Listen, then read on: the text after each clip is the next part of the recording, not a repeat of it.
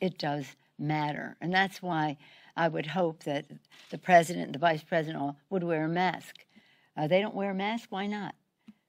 Other people should, so they should set an example. Tonight we want to introduce you to the woman Nancy Pelosi is blaming. Erica Kayas owns the now famous salon in San Francisco, and she joins us tonight. Erica, thanks so much for coming on. Thank you so much for having me. Nancy Pelosi claims on camera that you orchestrated a, quote, setup to entrap her into getting her hair blown out without a mask. Did you? No, absolutely not. How would you have done that? I mean, can you prove that this wasn't a diabolical setup designed to bring down the Speaker of the House by blow-drying her hair? She had called the stylist or her assistant did and made the appointment. So yes, the appointment was already booked. So there's no way I could have set that up. And I've had a camera system in there for 5 years. I mean, I didn't go in there and turn cameras on as soon as she walked in to set her up. So that's absolutely false. So Pelosi says that salons in San Francisco, and of course she lives there and she is the most powerful Democratic legislator in the world, but she says she understood that the restrictions allowed a one-on-one appointment in salons. What do you make of that? I heard that and I thought to myself, well, as a hairstylist, I see clients one-on-one. So that would mean I would be open, right?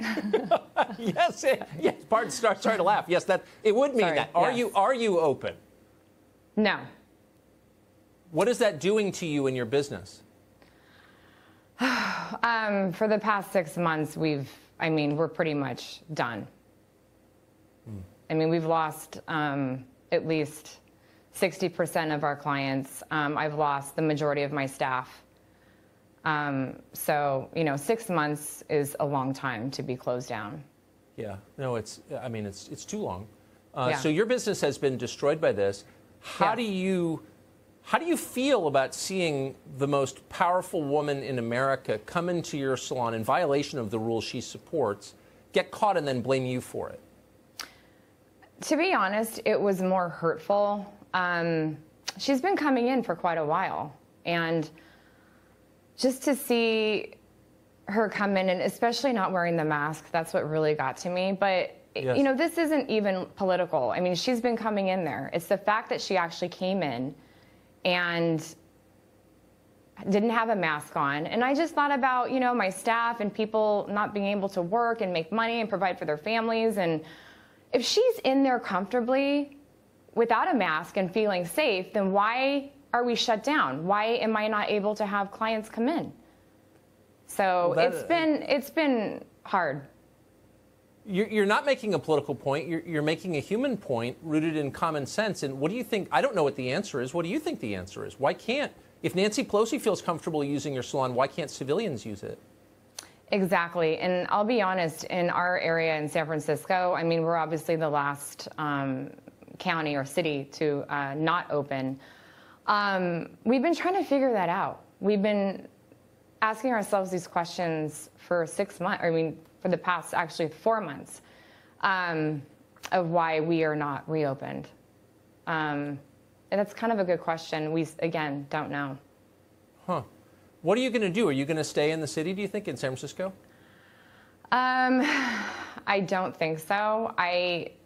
The hard part of all this is that I have been in that community for 12 years. And since this happened, I have received nothing but hate, text messages, death threats. They're going to burn my hair salon down. My Yelp page is just unbelievable with bad reviews.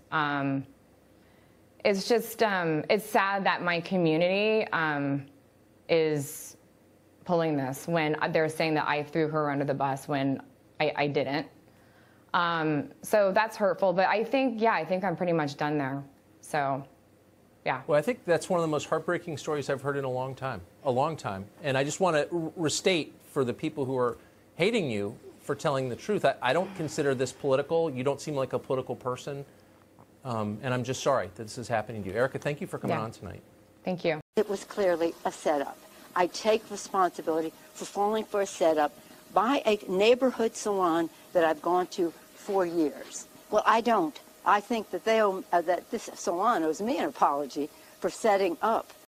It should be one way, and yet in private, when the cameras are not rolling, and in this case, I guess the cameras were rolling, it shows a very different story. And President Trump tweeting, quote, Pelosi is being decimated for having a beauty parlor opened when all others are closed.